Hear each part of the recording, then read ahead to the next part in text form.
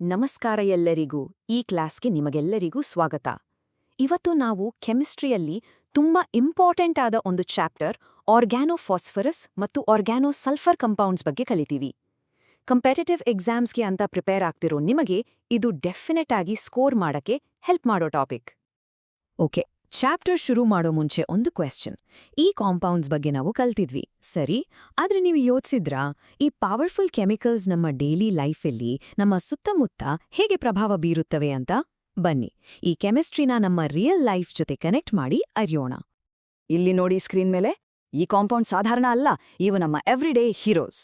ಕೀಟಗಳನ್ನ ಕಂಟ್ರೋಲ್ ಮಾಡೋಕೆ, ಬೆಂಕಿ ಹತ್ತದ ಹಾಗೆ ನೋಡ್ಕೊಳ್ಳೋಕೆ, ಬೇಕಾಟಿಲ್ಲದ ಸಸ್ಯಗಳನ್ನ ತೆಗೆಯೋಕೆ, ಹಾಗೂ ಮೋಸ್ಟ್ ಇಂಪಾರ್ಟೆಂಟ್ಲಿ ನಮ್ಮ ಜೀವ ಉಳಿಸೋ ಸಲ್ಫರ್ ಡ್ರಗ್ಸ್ ಅಲ್ಲಿ ಕೂಡ ಇವನ್ನೇ ಬಳಸ್ತಾರೆ. ಈಗ ಅರ್ಥ ಆಯ್ತಾ ಇದ್ರ ಮಹತ್ವ? ಹಾಗಾದ್ರೆ ಬನ್ನಿ ಇನ್ನು ಡೀಪ್ ಆಗಿ ಇವುಗಳ ಬಗ್ಗೆ ತಿಳ್ಕೊಳ್ಳೋಣ. ಈ ಸೆಷನ್ನಲ್ಲಿ ನಾವು ಏನೇನ್ ಕವರ್ ಮಾಡ್ತೀವಿ ಅಂದ್ರೆ, ಮೊದಲು ಫಾಸ್ಫರಸ್ ಮತ್ತು ಸಲ್ಫರ್ನ ಒಂದು ಬೇಸಿಕ್ ಇಂಟ್ರೊಡಕ್ಷನ್, ಆಮೇಲೆ ಆರ್ಗ್ಯಾನೋಫಾಸ್ಫರಸ್ ಕಾಂಪೌಂಡ್ಸ್ ಅಂದ್ರೆ ಏನು ಅಂತ ನೋಡೋಣ. ನಂತರ ಆರ್ಗ್ಯಾನೋಸಲ್ಫರ್ ಕಾಂಪೌಂಡ್ಸ್ ಕಡೆ ಬರೋಣ, ಮತ್ತೆ ಅವುಗಳ ಸಿಂಥಸಿಸ್ ಅಂದ್ರೆ ತಯಾರಿಕೆ ಮತ್ತು ಇಂಪಾರ್ಟೆಂಟ್ ರಿಯಾಕ್ಷನ್ಸ್ ಬಗ್ಗೆ ಕಲ್ತೀವಿ. ಫೈನಲಿ ಎಕ್ಸಾಮ್ನಲ್ಲಿ ಬರೋ ಕ್ವೆಶ್ಚನ್ಸ್ನ ಹೇಗೆ ಈಸಿಲಿ ಸಾಲ್ವ್ ಮಾಡೋದು ಅಂತ ನೋಡೋಣ. ಓಕೆ, ಹಾಗಾದ್ರೆ ಶುರು ಮಾಡೋಣ ನಮ್ಮ ಮೊದಲನೇ ಟಾಪಿಕ್, ಆರ್ಗ್ಯಾನೋಫಾಸ್ಫರಸ್ ಕಂಪೌಂಡ್ಸ್. ಇದನ್ನು ನಾವು ಫಾಸ್ಫರಸ್ ಫ್ಯಾಮಿಲಿ ಅಂತ ಕೂಡ ಕರಿಬಹುದು. ಬನ್ನಿ ಈ ಫ್ಯಾಮಿಲಿ ಬಗ್ಗೆ ಡೀಟೇಲ್ ಆಗಿ ಸ್ಟಡಿ ಮಾಡೋಣ. Organophosphorus V compounds. These compounds possess a general structural unit of P equals O, OR3.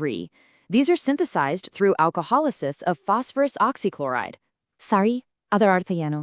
ಇಲ್ಲಿ V ಅಂತ ಬ್ರಾಕೆಟ್ನಲ್ಲಿ ಕೊಟ್ಟಾರಲ್ಲ, ಅದು ಫಾಸ್ಫರಸ್ನ ಆಕ್ಸಿಡೇಷನ್ ಸ್ಟೇಟ್ +5 ಅನ್ನು ಸೂಚಿಸುತ್ತೆ. ಈ ಕಾಂಪೌಂಡ್ಸ್ನ ಜನರಲ್ ಸ್ಟ್ರಕ್ಚರ್ ನೋಡಿದ್ರೆ, ಒಂದು ಫಾಸ್ಫರಸ್ ಆಟಮ್ ಒಂದು ಆಕ್ಸಿಜನ್ ಜೊತೆ ಡಬಲ್ ಬಾಂಡ್ನಲ್ಲಿ ಇರುತ್ತೆ, ಹಾಗೂ ಇನ್ನು 3 ಆಲ್ಕಾಕ್ಸಿ ಗ್ರೂಪ್ಸ್ ಅಂದ್ರೆ OR ಗ್ರೂಪ್ಸ್ ಜೊತೆ ಸಿಂಗಲ್ ಬಾಂಡ್ನಲ್ಲಿ ಇರುತ್ತೆ.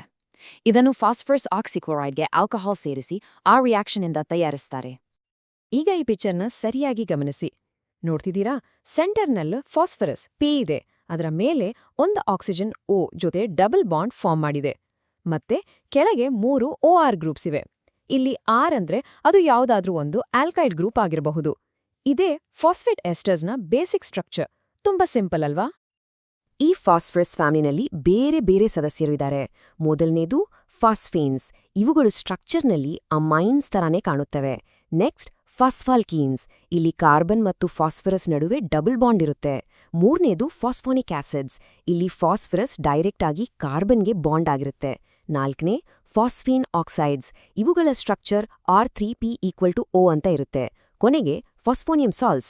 ಇವು ಅಯಾನಿಕ್ ಕಂಪೌಂಡ್ಸ್ PR4+X- ಅಂತ ಈ ಫಾರ್ಮ್ನಲ್ಲಿ ಇರ್ತವೆ. ಓಕೆ, ಫಾಸ್ಫರಸ್ ಫ್ಯಾಮಿಲಿ ಬಗ್ಗೆ ತಿಳ್ಕೊಂಡ್ವಿ. ಈಗ ನಾವು ನಮ್ಮ ನೆಕ್ಸ್ಟ್ ಫ್ಯಾಮಿಲಿ ಕಡೆ ಬರೋಣ. ಅದುವೇ ಆರ್ಗ್ಯಾನೋಸಲ್ಫರ್ ಕಾಂಪೌಂಡ್ಸ್ ಅಥವಾ sulphur family.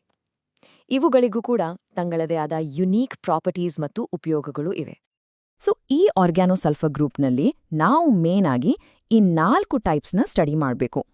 Sulphonic acids, ಸಲ್ಫನಮೈಡ್ಸ್, ಥಯಾಲ್ಸ್ R-SH group ಇರೋದು, ಮತ್ತೆ ಥಯೋಈಥರ್ಸ್ R-S-R ಗ್ರೂಪ್ ಇರೋದು.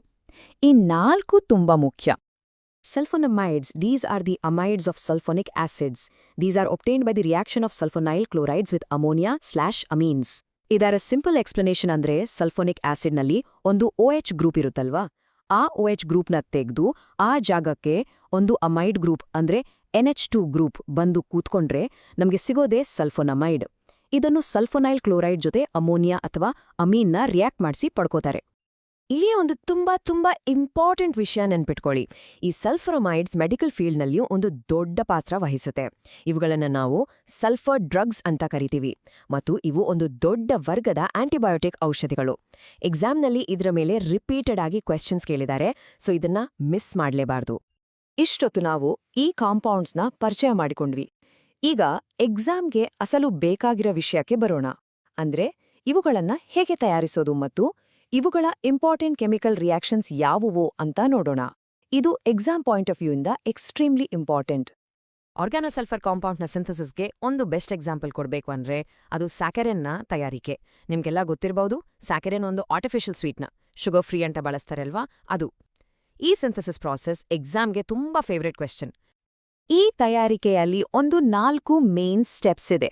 ಫಸ್ಟ್ ಟೊಲುಯಿನ್ ಸಲ್ಫೋನೈಲ್ ಕ್ಲೋರೈಡ್ ಇಂದ ಶುರು ಮಾಡಬೇಕು. ನೆಕ್ಸ್ಟ್ ಅದಕ್ಕೆ ಅಮೋನಿಯಾನ ರಿಯಾಕ್ಟ್ ಮಾಡಿಸ್ಬೇಕು. ಮೂರನೇದಾಗಿ ಆಕ್ಸಿಡೇಷನ್ ಮಾಡಿ ಅದನ್ನು ಕಾರ್ಬಾಕ್ಸಿಲಿಕ್ ಆಸಿಡ್ ಆಗಿ ಕನ್ವರ್ಟ್ ಮಾಡಬೇಕು.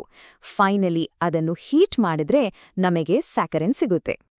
ಈಗ ಈ ರಿಯಾಕ್ಷನ್ನನ್ನ ಆಂಡೋಂಡೆ ಹಂತವನ್ನು ಸರಿಯಾಗಿ ನೋಡ್ತಿದ್ದೀರಾ? ಮೊದಲು ನಾವು ಸ್ಟಾರ್ಟಿಂಗ್ ಮಟೀರಿಯಲ್ ಆಗಿ ಟಾಲುಯಿನ್ ಸಲ್ಫೋನೈಲ್ ಕ್ಲೋರೈಡ್ನ ತಗೊಂಡಿದ್ದೀವಿ. ಅದು ಅಮೋನಿಯಾ ಜೊತೆ ರಿಯಾಕ್ಟ್ ಆದಾಗ ನಮಗೆ ಟಾಲುಯಿನ್ ಸಲ್ಫೋನಮೈಡ್ ಸಿಗುತ್ತೆ. ಮುಂದೆ ಇದನ್ನು ಆಕ್ಸಿಡೈಸ್ ಮಾಡಿದಾಗ ಆ CH3 ಗ್ರೂಪ್ COOH ಗ್ರೂಪ್ ಆಗಿ ಚೇಂಜ್ ಆಗುತ್ತೆ. ಲಾಸ್ಟ್ ಸ್ಟೆಪ್ನಲ್ಲಿ ಇದನ್ನು ಜಸ್ಟ್ ಹೀಟ್ ಮಾಡಿದ್ರೆ ಒಂದು ವಾಟರ್ ಮಾಲಿಕ್ಯೂಲ್ ಹೊರತೋಗಿ ನಮಗೆ ಬೇಕಾದ ಫೈನಲ್ ಪ್ರಾಡಕ್ಟ್ ಸ್ಯಾಕರಿನ್ ರೆಡಿಯಾಗತ್ತೆ. ಬನ್ನಿ ಇನ್ನೊಂದು ಕೀ ರಿಯಾಕ್ಷನ್ ನೋಡೋಣ. ಅದು ಥೈಯೋಲ್ಸ್ನ ಆಕ್ಸಿಡೇಷನ್. ಥೈಯೋಲ್ಸ್ ಅಂದ್ರೆ RSH ಗ್ರೂಪ್ ಇರುವ ಕಾಂಪೌಂಡ್ಸ್. ಇವುಗಳು ಹೇಗೆ ರಿಯಾಕ್ಟ್ ಮಾಡುತ್ತವೆ ಅಂತ ತಿಳ್ಕೊಳ್ಳೋಣ. ಥಾಯೋಲ್ಸ್ಗೆ ನಾವು KMNO4 ಅಥವಾ ಕಾನ್ಸಂಟ್ರೇಟೆಡ್ ನೈಟ್ರಿಕ್ ಆಸಿಡ್ ಥರ ಸ್ಟ್ರಾಂಗ್ ಆಕ್ಸಿಡೈಸಿಂಗ್ ಏಜೆಂಟ್ಸ್ನ ಹಾಕಿದ್ರೆ ಅವು ಡೈರೆಕ್ಟ್ ಆಗಿ ಸಲ್ಫಾನಿಕ್ ಆಸಿಡ್ಸ್ ಆಗಿ ಕನ್ವರ್ಟ್ ಆಗುತ್ತವೆ. ಇದು ಆರ್ಗ್ಯಾನೋಸಲ್ಫರ್ ಕೆಮಿಸ್ಟ್ರಿಯಲ್ಲಿ ಒಂದು ತುಂಬಾ ಇಂಪಾರ್ಟೆಂಟ್ ಟ್ರಾನ್ಸ್ಫರ್ಮೇಷನ್ ರಿಯಾಕ್ಷನ್. ಇದನ್ನು ನೆನಪಿಟ್ಕೊಳ್ಳಿ. ರೈಟ್, ಈಗ ನಾವು ಈ ಚಾಪ್ಟರ್ದ ಕೊನೆಯ ಹಾಗೂ ಅತ್ಯಂತ ಮುಖ್ಯ ಭಾಗಕ್ಕೆ ಬಂದಿದ್ದೀವಿ. ಈಗ ನಾವು ಎಲ್ಲ ಕಲಿತಿದ್ದನ್ನೇ ಯೂಸ್ ಮಾಡಿ ಎಕ್ಸಾಮ್ ಕ್ವೆಶ್ಚನ್ಸ್ನ ಹೇಗೆ ಕ್ರ್ಯಾಕ್ ಮಾಡೋದು ಅಂತ ನೋಡೋಣ. ರೆಡಿ? ಈ ಸ್ಲೈಡ್ನಲ್ಲಿ ನೋಡಿ, ಇವೆಲ್ಲ ಈ ಚಾಪ್ಟರ್ಗೆ ಸಂಬಂಧಿಸಿದ ಕೆಲವು ಸ್ಯಾಂಪಲ್ ಕ್ವೆಶ್ಚನ್ಸ್. ಈಗ ನಾವು ಮಾಡಿದ ಡಿಸ್ಕಷನ್ ನಂತರ ನಿಮ್ಗೆ ಈ ಕ್ವೆಶ್ಚನ್ಸ್ಗೆ ಆನ್ಸರ್ ಮಾಡೋದು ತುಂಬಾ ಈಸಿ ಅನಿಸ್ಬೇಕು. ಕಾಮನ್ ಆಗಿ ಈ ಚಾಪ್ಟರಿಂದ 4 ಟೈಪ್ನ ಕ್ವೆಶ್ಚನ್ಸ್ ಬರುತ್ತೆ. ಮೊದಲನೇ ಪ್ಯಾಟರ್ನ್ ಸ್ಟ್ರಕ್ಚರ್ನ ಗುರುತಿಸೋದು. ಉದಾಹರಣೆಗೆ ಫಾಸ್ಫೇಟ್ ಎಸ್ಟರ್ನ ಜನರಲ್ ಸ್ಟ್ರಕ್ಚರ್ ಏನು ಅಂತ ಕೇಳಬಹುದು. ಎರಡನೇ ಪ್ಯಾಟರ್ನ್ ರಿಯೇಜೆಂಟ್ಸ್ ಮತ್ತು ರಿಯಾಕ್ಷನ್ಸ್ ಬಗ್ಗೆ. ಬೆನ್ಸಿನ್ನ ಸಲ್ಫೋನೇಷನ್ ಮಾಡೋಕೆ ಯಾವ ರಿಯೇಜೆಂಟ್ ಬೇಕು ಅಂತ ಕೇಳಬಹುದು. ಮೂರನೇದು ನಿಜ ಜೀವನದ ಉಪಯೋಗಗಳು, ಗ್ಲೈಫೋಸೇಟ್ನ ಉಪಯೋಗವೇನು ಅಂತ ಕೇಳಬಹುದು. ಕೊನೆಗೆ 4ನೇ ಪ್ಯಾಟರ್ನ್ ಒಂದು ರಿಯಾಕ್ಷನ್ ಸೀರೀಸ್ ಕೊಟ್ಟು ಅದರಲ್ಲಿ A, B, C ಅಂತ ಬ್ಲ್ಯಾಂಕ್ ಬಿಟ್ಟು ಫೈನಲ್ ಪ್ರಾಡಕ್ಟ್ ಏನು ಅಂತ ಕೇಳಬಹುದು. ನಾವು ನೋಡಿದ್ವಿ ಅಲ್ವಾ ಸ್ಯಾಕರಿನ್ ಸಿಂಥಸಿಸ್, ಆ ಥರ. ಸೊ ನಾನು ಹೇಳಿದ ಎಲ್ಲ ಕಾನ್ಸೆಪ್ಟ್ಸ್ ನಿಮಗೆ ಕ್ಲಿಯರ್ ಆಗಿ ಅರ್ಥ ಆಗಿದೆ ಅಂತ ತಿಳ್ಕೊತೀನಿ. ಈಗ ನಿಮ್ಮ ಕೆಲಸ ಈ ಥರ ಕ್ವೆಶ್ಚನ್ಸ್ನ ಮ್ಯಾಕ್ಸಿಮಮ್ ಪ್ರಾಕ್ಟೀಸ್ ಮಾಡೋದು. ಹೇಗೆ ಪ್ರಾಕ್ಟೀಸ್ ಮಾಡ್ತೀರೋ ಹಾಗೆ ಈ ಚಾಪ್ಟರ್ ಮೇಲೆ ನಿಮಗೆ ಗ್ರಿಪ್ ಸಿಗುತ್ತೆ. ಪ್ರಾಕ್ಟೀಸ್ ಮಾಡಿ ಈ ಚಾಪ್ಟರ್ನಲ್ಲಿ ಮಾಸ್ಟರ್ ಆಗಿ. All the very best.